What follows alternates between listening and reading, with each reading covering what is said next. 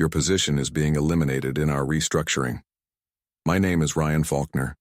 I was 51 when they let me go from Veltri Dynamics, a wholesale distributor in Kansas City, Missouri. 15 years I had managed their inventory forecasting. 15 years of perfect predictions, of keeping their warehouses balanced, of saving them millions by knowing exactly what would sell and when. The woman from Human Resources sat across from me in the sterile conference room, her hands folded over a manila folder. She avoided eye contact when she delivered the news. Behind her, through the glass wall, I could see the warehouse floor where my algorithms had been running like clockwork for over a decade. "This is effective immediately," she continued. "We have a generous severance package prepared." I nodded, did not argue, did not ask why they were cutting the one department that had never missed a quarterly target. The woman seemed surprised by my calm reaction. Maybe she expected anger or pleading. Instead, I asked one simple question. Who is taking over forecasting? We will be transitioning those responsibilities to our new Vice President of Operations, Trevor Hamilton. He has extensive experience in supply chain optimization. Trevor Hamilton. I knew the name. Young guy, maybe 35, with an MBA from some prestigious school. He'd been making rounds through the company for the past 3 months, asking pointed questions about our outdated methodologies and talking about revolutionary approaches to predictive analytics. "I see," I said. She slid the severance papers across the table. The amount was fair, maybe even generous. 3 months of salary plus benefits. They wanted me gone quickly and quietly. I signed without reading the fine print. Walking back to my office to collect my things, I passed Trevor's temporary workspace. He was hunched over his laptop, surrounded by printouts of supply chain reports I had prepared over the years. My reports, my data, my 15 years of refined forecasting models that had kept Veltri Dynamics profitable through 3 recessions and countless market shifts. He looked up as I passed, offering a polite nod. Professional, courteous, like he was not currently dismantling the system that had made this company a leader in wholesale distribution. I packed my personal items into a single cardboard box. A coffee mug my daughter had given me, a photo of my late wife, Rebecca, the small cactus that had somehow survived on my windowsill for 8 years. Everything else belonged to the company. The spreadsheets, the algorithms, the predictive models I had built from scratch. 20 minutes later, I was walking through the parking lot with my box under one arm and my final paycheck in my jacket pocket. The security guard, James, waved goodbye from his booth. He had worked here almost as long as I had. "Take care of yourself, Ryan," he called out. I would. I had started at Veltri Dynamics straight out of college, back when the company was just expanding beyond regional distribution. My degree was in supply chain management, but I had always been good with numbers, patterns, seeing connections that others missed. The first year I worked under Harold Morse, the previous forecasting manager. Harold was old school, relying on gut instinct and basic seasonal trends. His method worked, but barely. The company carried too much dead inventory and frequently ran short on popular items. I spent evenings building spreadsheets that tracked not just sales data, but weather patterns, economic indicators, competitor movements, and regional demographic shifts. Slowly, Harold started trusting my projections.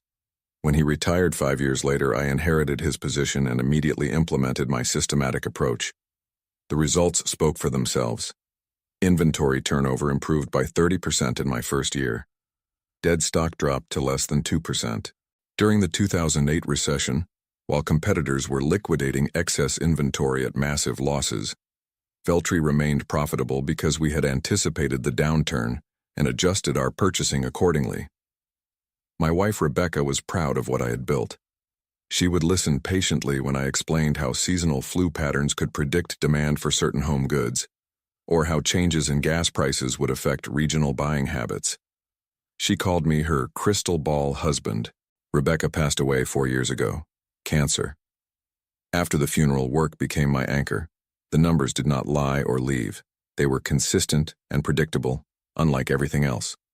Over the years, I had trained 3 junior analysts who eventually moved to other companies. Each one credited me with teaching them how to see beyond basic sales reports. Two of them still called occasionally for advice. But lately things had been shifting at Veltri.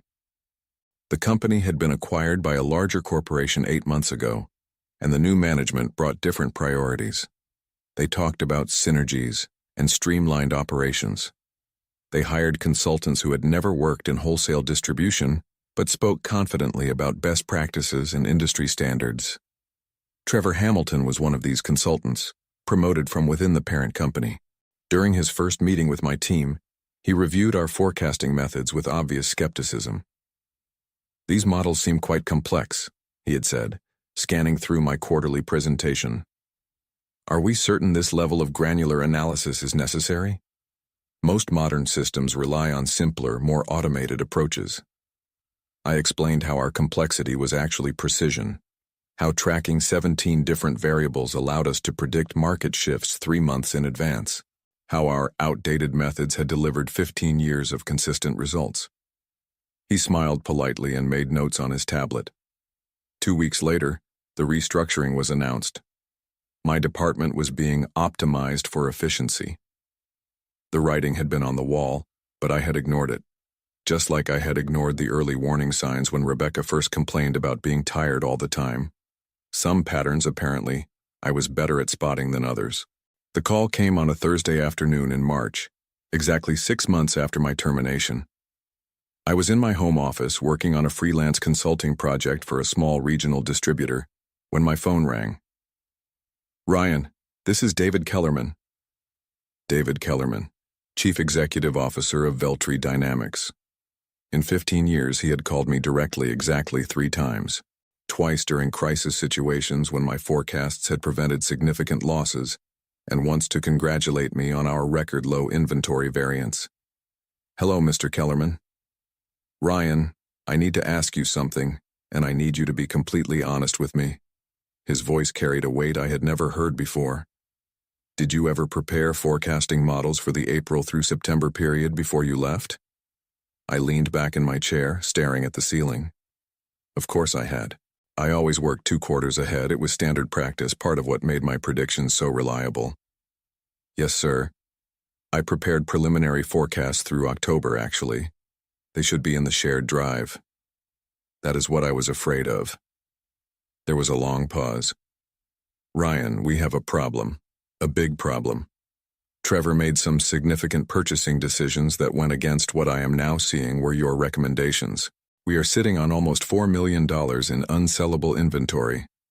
$4 million. I felt something cold settle in my stomach. Not surprise exactly. More like the confirmation of something I had been trying not to think about. "What kind of inventory?" "Outdoor furniture, garden supplies, seasonal sporting goods." Trevor anticipated a massive surge in demand based on what he called post-pandemic lifestyle trends. He tripled our normal orders. I did not say anything immediately. I was thinking about my forecast models, the ones that had predicted a 15% decrease in outdoor furniture sales due to economic uncertainty and changing consumer spending patterns. The models that had recommended reducing seasonal inventory by 20%, not increasing it. "Ryan, I need to ask you something else. Do you still have copies of those forecasts?" I did. I had copies of everything on my personal laptop. 15 years of refined algorithms, trend analyses, and predictive models. I had not planned to use them. Honestly, I had tried to forget about Veltri Dynamics completely. "Yes, I have them. Would you be willing to send them to me? And Ryan, I need you to know that if these forecasts are as accurate as your previous work, there are going to be some serious consequences for the people who ignored them." I stared at my computer screen where the small regional distributor's data was spread across multiple spreadsheets. Simple work, straightforward analysis, nothing like the complex system I had built at Veltri. "I will send them over this afternoon," I said. "Thank you. And Ryan, I am sorry about how things ended." The line went dead. I sat in my office for 20 minutes, not moving, just thinking. Then I opened my laptop and began pulling together the files. I spent 3 hours that afternoon assembling the forecast package. Not just the basic predictions, but the full analytical framework I had developed. Weather correlation data, economic indicator matrices, regional demographic models, and competitor analysis algorithms. Everything Trevor Hamilton would have needed to make informed purchasing decisions. The email I sent to David Kellerman was simple and professional. Mr. Kellerman, attached are the forecasting models and trend analyses for April through October. These were completed in February, 2 weeks before my departure. The recommendations included a 20% reduction in seasonal outdoor inventory due to projected economic headwinds and shifting consumer spending patterns. Please let me know if you need any clarification on the methodology. Best regards, Ryan Faulkner. I hit send at 4:17 p.m. and went to make coffee. My phone rang at 6:22 p.m. Ryan, I have been going through your forecast for the past 2 hours. David's voice was tight. Your models predicted almost exactly what happened, down to specific product categories and regional variations. How did Trevor miss this? Did he have access to the files? That is what I am trying to figure out. I spoke with information technology. They confirmed that your forecasting directory was never removed from the shared drive. Everything was still there when Trevor took over. I set down my coffee cup. So he had access to the models but chose not to use them? Worse than that, I found emails where Trevor specifically dismissed your approach as overly conservative and not aligned with current market opportunities. He convinced the purchasing team that your methods were outdated. There was a long pause. I could hear papers shuffling in the background. Ryan, I am looking at a spreadsheet Trevor prepared in April. He projected a 40% increase in outdoor furniture sales based on what he called social media trend analysis and lifestyle optimization data. Did you ever use social media metrics in your forecasting? I tested them, I said. Social media trends are too volatile and demographic specific to be reliable predictors of wholesale distribution demand. Consumer sentiment on social platforms does not translate directly to purchasing behavior at the retail level. That is exactly what your notes say in the methodology section. Trevor apparently did not read that far. I was quiet for a moment, processing what David was telling me. Trevor had not just ignored my forecasts. He had actively argued against them and convinced others to follow his alternative approach. Mr. Kellerman, may I ask what the current situation looks like? We have warehouses in 3 states filled with outdoor furniture that should have been sold 2 months ago. Garden supplies that are now out of season. Sporting goods for activities that apparently nobody is participating in anymore. Trevor is scrambling to find discount outlets, but we are looking at massive losses. What about Trevor? Trevor is still insisting that his projections were sound and that the market simply shifted unexpectedly. He is blaming external factors and requesting additional time to implement what he calls corrective strategies. I almost smiled.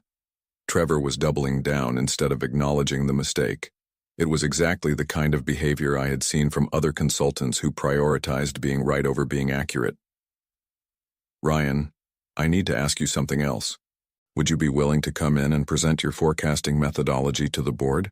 They need to understand how we got into this situation and how we can prevent it from happening again. The board meeting.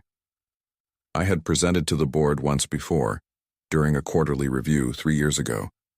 They had been impressed but distant, treating forecasting as a necessary but unexciting operational function. When? Monday morning, 9 a.m. I know it is short notice, but we are dealing with investor questions and the board wants answers immediately. I looked around my small home office. The regional distributor project could wait. This was something different. This was not just about vindication or proving I had been right. This was about showing everyone exactly what happened when experience and expertise were dismissed in favor of trendy theories and untested assumptions. I will be there, I said. Thank you. And Ryan, bring everything. All your models, all your data, all your documentation. The board needs to see the full scope of what we lost when we let you go. I spent the weekend preparing for the board presentation, but I also started digging deeper into what had happened at Veltri during my absence. I still had contacts within the company, and a few carefully placed phone calls revealed details that David Kellerman had not shared. My former assistant, Jennifer Walsh, met me for coffee on Saturday morning. Jennifer had worked under me for 3 years before transferring to the accounting department when my position was eliminated. Ryan, I tried to warn them, she said, stirring sugar into her coffee. When Trevor started making those massive purchase orders, I pulled up your old forecasts and showed them to my supervisor. I told them you had predicted the exact opposite trend. What happened? Trevor found out I was questioning his methods. He had me called into human resources for undermining departmental initiative and failing to support new leadership. I almost got written up. Jennifer leaned forward, lowering her voice. But that is not the worst part. Trevor did not just ignore your forecasts. He actively told people not to reference them. He said your models were based on legacy thinking and that anyone caught using old forecasting methods would be reassigned. This was new information. Trevor had not simply overlooked my work. He had deliberately suppressed it. Who else knew about this? Most of the purchasing team, some of the warehouse managers. They kept asking questions about the inventory levels, especially when the outdoor furniture orders started arriving in March. Tony Vega from the Phoenix warehouse called me directly because his facility was running out of space. Tony Vega. I remembered him. Solid manager, good instincts about regional demand patterns. If Tony was concerned about inventory levels, there was definitely a problem. Did anyone escalate these concerns? Trevor shut down all the feedback meetings. He said the new system did not require input from operational level personnel, and that questioning his projections demonstrated a lack of confidence in company leadership. I sat back, processing this information. Trevor had not just made bad decisions. He had created an environment where questioning those decisions was discouraged or punished. Jennifer glanced around the coffee shop, then pulled out her phone. Ryan, I probably should not show you this, but I took screenshots of some emails before your files were eventually deleted from the shared drive. They deleted my files? Last month, Trevor said they were consuming unnecessary server space and creating confusion among staff members. But I saved copies of the key spreadsheets. She showed me her phone screen. Email chains from April and May, with subject lines like inventory concerns, Phoenix facility, and revised forecasting questions. Each email raised legitimate operational questions, and each response from Trevor was dismissive and bureaucratic. One email from Tony Vega was particularly telling. Outdoor furniture inventory is now at 340% of normal levels for this time period. Historical data suggests we should be reducing orders, not increasing them. Request clarification on new forecasting methodology. Trevor's response. Current projections are based on advanced analytics not available in previous systems. Operational concerns should be directed through proper channels rather than questioning established procurement strategies. Jennifer, do you know if David Kellerman was aware of these communications? I do not think so. Trevor was handling all inventory reporting directly to the executive level.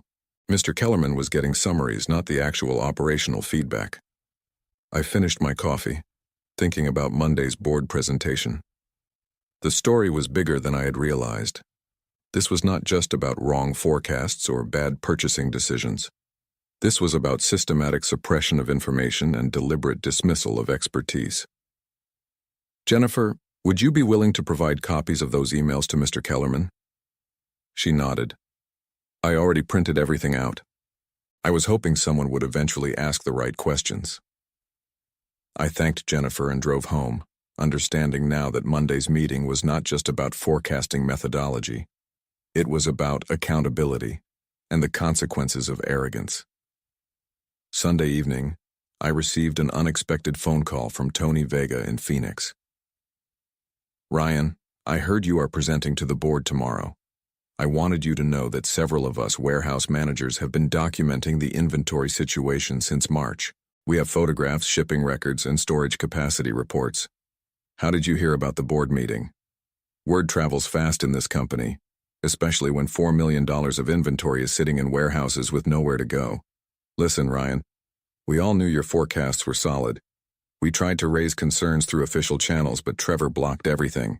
Tony explained that the warehouse managers had been keeping their own informal records, tracking the disconnect between Trevor's projections and actual sales patterns. They had photographic evidence of overcrowded storage facilities and documentation of customer complaints about product availability. The real problem is not just the excess inventory, Tony continued. While Trevor was ordering massive quantities of outdoor furniture, he completely ignored your recommendations for summer electronics and home improvement supplies. We are short on the products that are actually selling. So you have both surplus and shortages? Exactly. Trevor created the worst possible scenario.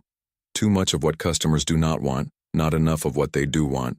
Some of our biggest retail customers are threatening to switch distributors because we cannot fulfill their orders for basic items. I made notes as Tony talked, realizing that the operational impact was even more severe than David Kellerman had indicated. This was not just about financial losses from unsold inventory. It was about damaged customer relationships and missed sales opportunities. Tony, would you and the other warehouse managers be willing to present this information to the board? We already prepared a joint report, photographs, data, everything. We were hoping someone would ask for operational input instead of just looking at financial summaries. After hanging up with Tony, I spent 2 hours reorganizing my presentation. The story was not just about forecasting accuracy. It was about the systematic breakdown of communication and decision-making processes that had led to operational failure. I created 3 main sections for the board presentation. First, the forecasting methodology I had developed over 15 years, with specific examples of successful predictions and crisis avoidance. Second, a detailed comparison between my February forecasts and Trevor's purchasing decisions, with clear documentation of the warnings that had been ignored. Third, the operational evidence gathered by warehouse managers, customer feedback, and the broader impact on company relationships and market position. Monday morning arrived gray and cold. I put on my best suit, the one I had worn to Rebecca's funeral, and drove to the Veltri Dynamics headquarters for the first time in 6 months. The building looked the same but felt different. David Kellerman met me in the lobby personally, something he had never done during my 15 years of employment. Ryan, before we go upstairs, I need you to know that Trevor will be in this meeting. He requested the opportunity to present his perspective on the inventory situation. I nodded. That is fine. I think it is important for the board to hear both sides. Also, the warehouse managers will be joining us remotely. Tony Vega insisted they needed to share operational data directly with the board. We took the elevator to the executive floor. Through the glass walls of the boardroom, I could see 8 people already seated around the conference table. 7 board members and Trevor Hamilton, looking confident and prepared. David opened the door and I walked into the room carrying my laptop, a folder of printed reports and 15 years of expertise that was about to be put to the ultimate test. Good morning, everyone, I said. Thank you for inviting me to share my perspective on the current inventory situation. Trevor looked up from his notes and smiled politely. Professional, courteous, like he had not just cost the company $4 million by ignoring everything I had tried to teach him. The boardroom fell silent as I opened my laptop and connected to the projection system. 15 months of numbers, trends, and predictions filled the screen. In February, before my departure, I completed forecasting models through October, I began. These models predicted a 15% decrease in outdoor furniture demand, a 25% reduction in seasonal sporting goods, and a 30% increase in home electronics and basic home improvement supplies. I clicked to the next slide, showing Trevor's purchasing orders alongside my recommendations. The contrast was stark. Instead, Veltri tripled outdoor furniture orders and ignored electronics entirely. The result was predictable. Trevor shifted in his chair.